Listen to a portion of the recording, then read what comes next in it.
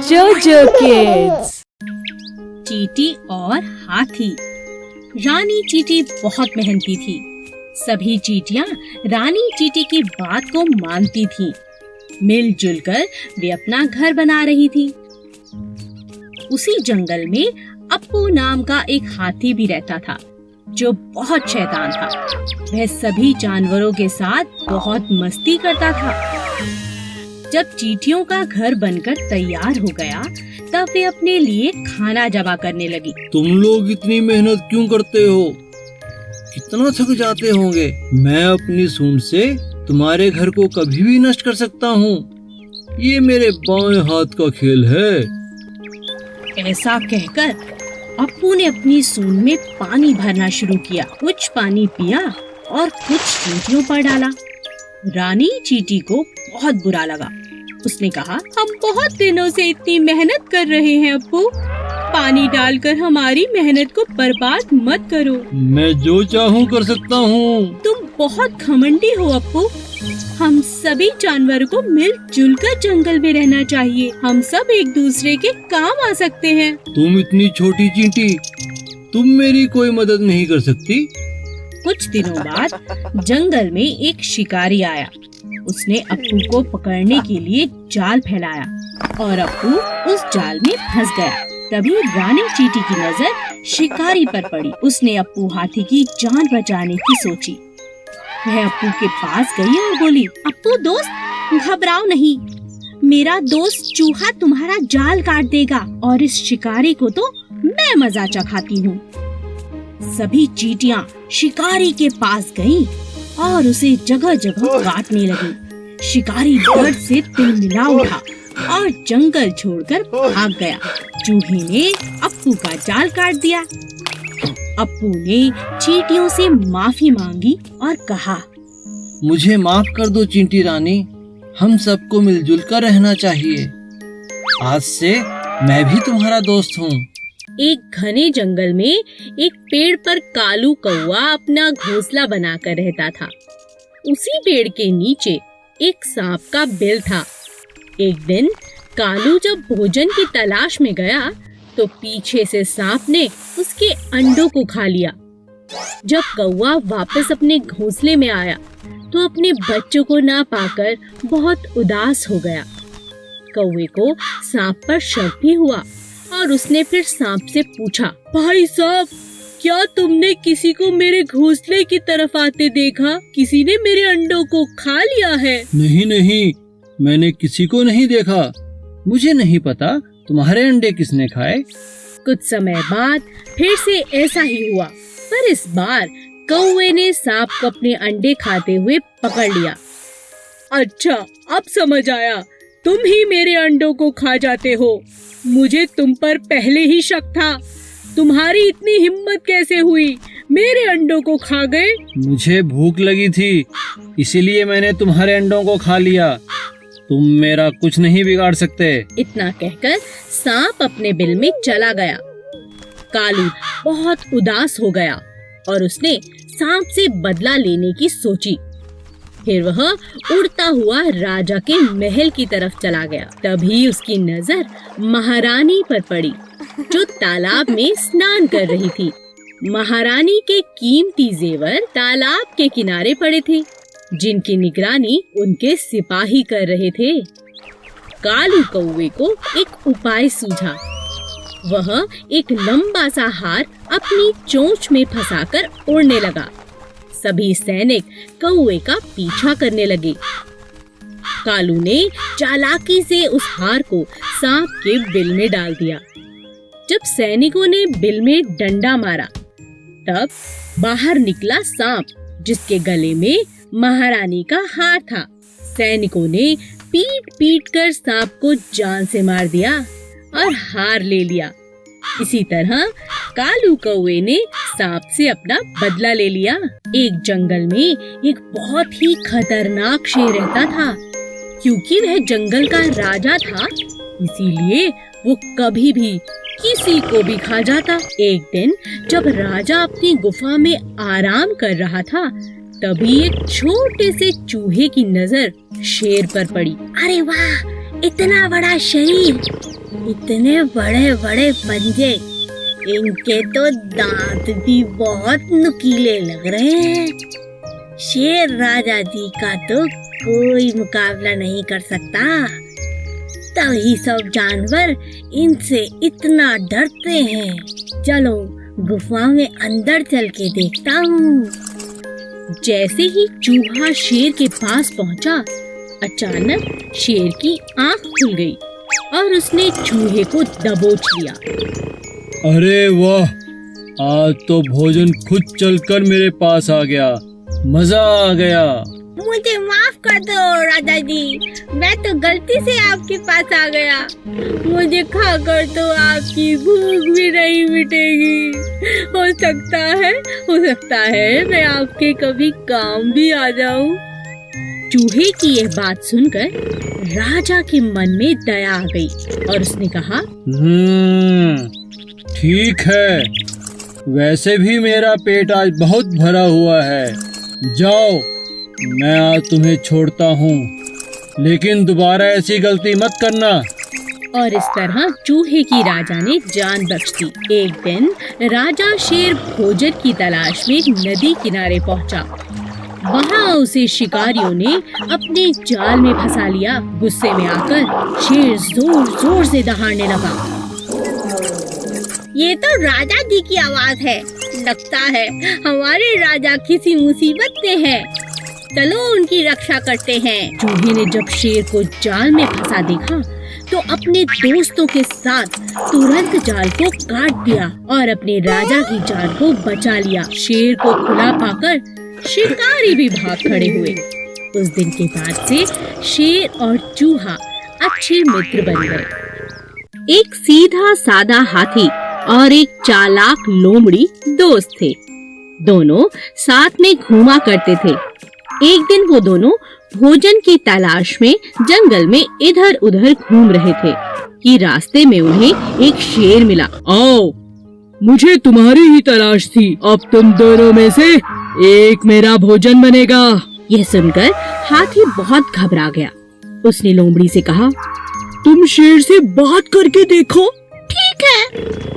शेर भाई, जरा मेरी बात तो सुनो। आपके कान में कुछ कहना है। कहो। शेर भाई, आप तो मेरे भाई हैं।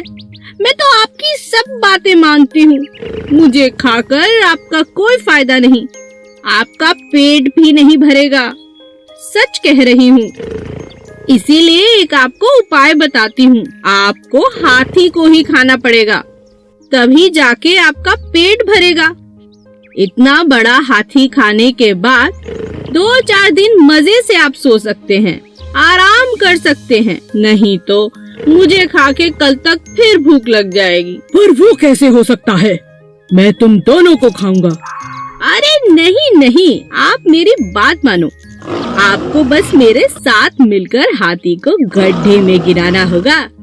फिर दोनों ने मिलकर हाथी को गड्ढे में गिरा दिया। अब शेर खुश था कि उसका शिकार कब्जे में है।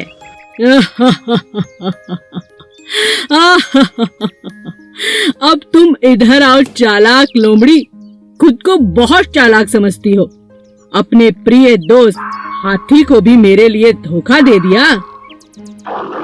ऐसा कहकर शेर ने लोमड़ी को अपने पंजों में पकड़ लिया और उसे खा गया, जो दगाबाज थी। एक गांव में एक किसान रहता था जो बहुत ही दयालु था। गांव के पास ही एक घना जंगल था जहां बहुत सारे जंगली जानवर रहते थे। इन जंगली जानवरों को पकड़ने के लिए शहर से शिकारी शिकार करने के इरादे से वहां आते थे। एक दिन शिकार के दौरान शेर को शिकारी का तीर लग गया, पर इससे पहले कि शिकारी शेर को पकड़ पाते, वह भागकर किसान के घर के आगे बेहोश होकर गिर पड़ा। किसान ने जब घायल शेर को देखा तो उसने शेर की मरहम पट्टी की और साथ में भोजन भी कराया। कुछ दिन बाद जब शिकारी दोबारा जंगल में आए तो वह उसी शेर को पकड़ने में कामयाब हो गए। हमें शहर तक पहुंचने में 2 दिन लग जाएंगे। शेर तो मांसाहारी होता है, क्यों ना इसे जंगल से कुछ शिकार करके खिला दें। हाँ हाँ, ये ठीक रहेगा। तभी शिकारियों की नजर लकड़ियां काटते हुए एक किसान पर पड़ी। यह वही किसान था जिसने शेर की मदद की थी, उसकी जान बचाई थी। शिकारी ने जबरदस्ती किसान को पकड़ा और शेर के पिंजरे में डाल दिया। सुनो शेर, अब यही तुम्हारा भोजन है, इसे खाओ। शेर बहुत गुस्से में था और भूखा भी, लेकिन जैसे ही वह किसान के पास पहुंचा, उसने किसान को पहचान लिया और उसे चाटने लगा। एक इंसान और जानवर की ऐसी अद्भुत दोस्ती देखकर शिकारी हैरान रह गए और उन्होंने उन दोनों को आजाद कर दिया। अच्छे कर्म का फल हमेशा अच्छा होता है। 2 कौवे। एक जंगल में 2 कौवे रहते थे। एक था कालू और दूसरे का नाम था भोलू। दोनों मिलजुल कर साथ साथ रहते थे, लेकिन उनमें से कालू बहुत चालाक और हट्टा कट्टा था और बेचारा भोलू जैसा नाम वैसा ही सीधा और सादा था। एक दिन कालू और भोलू में बहस हो गई। मैं तुमसे ज्यादा हट्टा कट्टा हूँ, इसलिए मैं तुमसे ताकतवर हूँ। नहीं नहीं, मैं तुमसे ज्यादा ताकतवर हूँ, क्योंकि मैं तुमसे उम्र में बड़ा हूँ और ज्यादा समझदार हूँ। दोनों अपनी अपनी बात पर अड़े रहे। कालू कहता है कि वह ताकतवर है और भोलू कहता है कि वो ताकतवर है। बस ये लड़ाई खत्म होने का नाम ही नहीं ले रही थी। तब दोनों अपने बीच में प्रतियोगिता रखते हैं। जो भी अपनी चोंच में एक थैली में कुछ भरकर जितना ज्यादा ऊपर उड़ेगा, वो ही ताकतवर होगा। कालू बहुत चालाक था। उसने अपने थैले में रुई की गेंदें भर दी, लेकिन भोलू के थैले में नमक भर दिया, जिस बात का भोलू को पता ही नहीं चला। अब दोनों ने उड़ान भरनी शुरू की। देखते ही देखते कालू ऊपर की तरफ चला गया और बेचारा भोलू वजन के मारे ज्यादा देर तक ऊपर नहीं उड़ पाया। वह नीचे नीचे ही उड़ता रहा, क्योंकि उसकी थैली में ज्यादा वजन था। तभी अचानक बहुत तेज बारिश होने लगी। कालू बहुत परेशान हो गया, क्योंकि रुई की गेंदें बारिश के पानी की वजह से भारी हो गई थी, जिसकी वजह से उसका थैला भी भारी हो गया था। उसे उड़ने में बहुत परेशानी होने लगी। लेकिन भोलू को बारिश अच्छी लगने लगी, क्योंकि बारिश के कारण उसका थैला अब हल्का हो गया था, क्योंकि बारिश के कारण उसके थैले में रखा नमक घुलने लगा था। अब भोलू ऊपर उड़ने लगा और उसने चुनौती भी जीत ली। हमें किसी को धोखा नहीं देना चाहिए। आलसी तोता। एक पेड़ पर 2 तोते रहते थे, किट्टू और मिट्ठू। एक बहुत आलसी और दूसरा बहुत ही समझदार था। एक दिन समझदार तोते ने देखा कि पेड़ की जड़ से एक बेल निकल गई है, जो पेड़ का सहारा लेकर चढ़ती जा रही है। अरे देखो, हमारे पेड़ पर एक बेल ऊपर की तरफ आ रही है। चलो मिलकर इसे काट दें। मुझे तुम्हारी सहायता चाहिए दोस्त। मैं अकेले इस बेल को नहीं काट सकता। आज तो मैं बहुत थका हुआ हूँ, हम कल काट लेंगे। ठीक है दोस्त, पर हम कल इसे जरूर काट लेंगे। अगले दिन फिर से तोते ने मिट्ठू को आवाज लगाई।